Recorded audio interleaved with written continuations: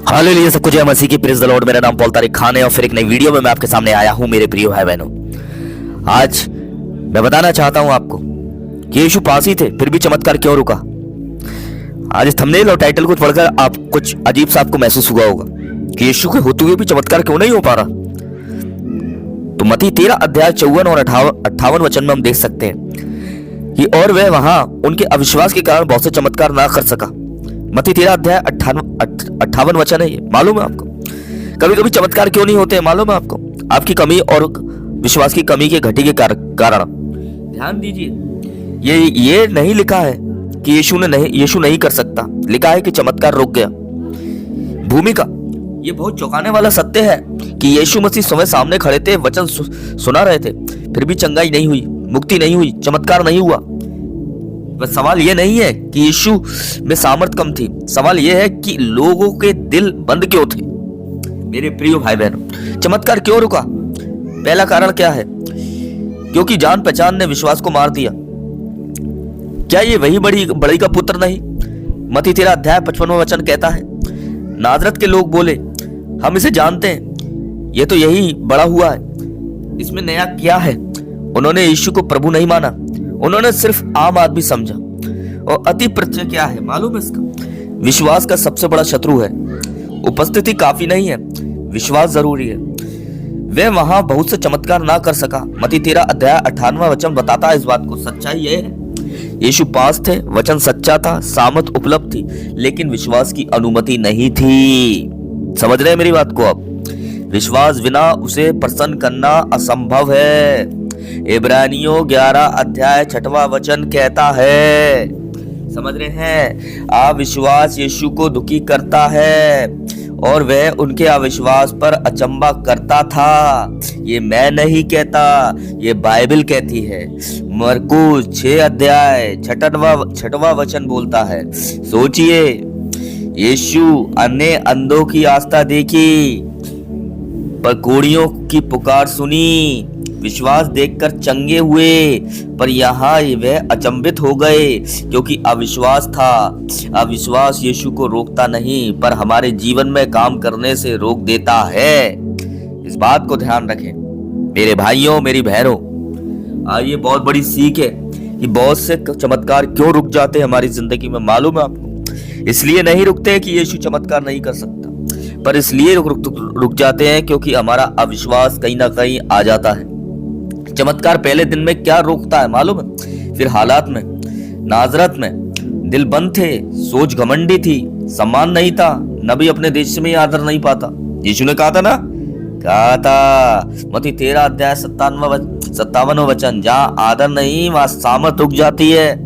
खुदा की रिस्पेक्ट करना सीखिए कि उसे इज्जत कैसे दी जाती है। सबसे बड़ी रिस्पेक्ट क्या है मालूम है? खाली चर्च की सीट पर जाकर बैठना नहीं, पर सबसे पहले मेरे प्रिय भाई बहनों, इस बात को ध्यान रखना, अपने रिलेशनशिप को उसके साथ गहरा करना।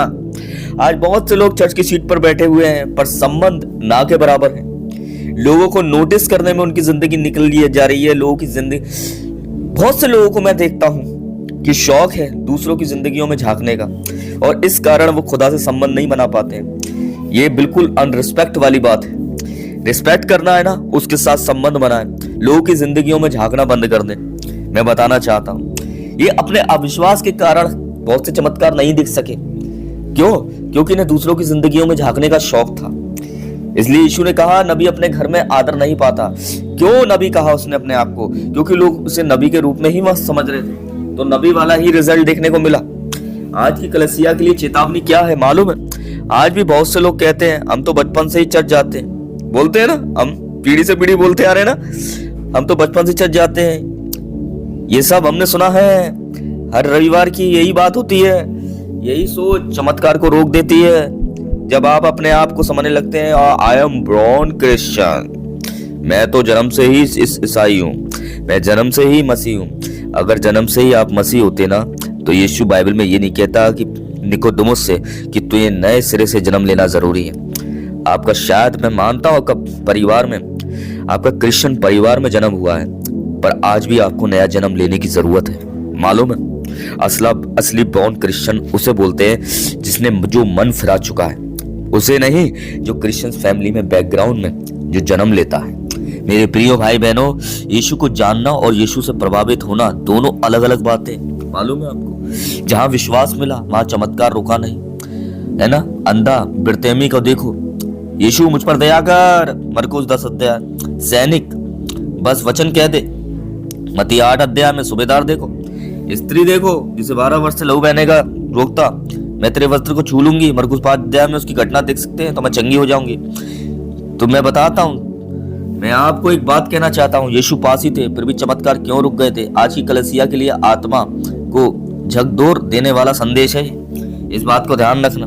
वे वहां उनके अविश्वास के कारण बहुत से चमत्कार ना कर सका। मरकुस 6 अध्याय 5 और 6 वचन कहता है, ये वचन चौंकाने वाला नहीं, क्योंकि यहाँ यीशु मसीह स्वयं उपस्थित थे।